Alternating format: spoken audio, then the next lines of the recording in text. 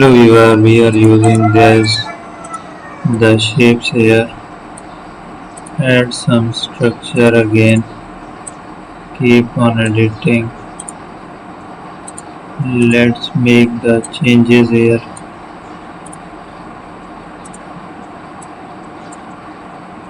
I will explore the more options. Find it. Design there. Use the color.